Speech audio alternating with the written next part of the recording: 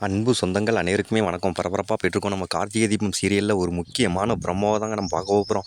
அதாவது பார்த்தீங்கன்னா, கல்யாண ஊர்வலத்தில் வந்து நம்ம ரேவதி வந்து காரில் ஏறுறாங்க. அப்போ வந்து நம்ம மாயா வந்து, "மகேஷ் நீயும் ரேவதி கூட காரில் ஏறிக்க" அப்படின்னு சொல்கிறாங்க. அப்போ வந்து நம்ம சாமுண்டீஸ்வரி சொல்கிறாங்க, "இல்ல நீயும் மகேஷும் நேரா கல்யாண மண்டபத்துக்கு வந்துருங்க" அப்படின்ட்டு நம்ம சாமுண்டீஸ்வரிட்ட சொல்றாங்க.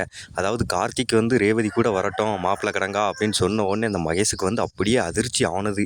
அதுக்கடுத்து இன்னொரு பக்கம் பார்த்தீங்கன்னா, நம்ம மயில் வந்து ரொம்ப சந்தோஷப்பட்டு அ அந்த மாயாட்டியும் மகேஷ்ட்டையும் சொல்கிறாங்க, "இப்போமே அத்தை வந்து நம்ம கார்த்திகை மாப்பிள்ளையா இருக்க வச்சுருக்காங்க. இன்னும் கார்த்திகை தான் தாலி கட்ட சொல்லுவாங்கன்னு நெனைக்கிறேன்.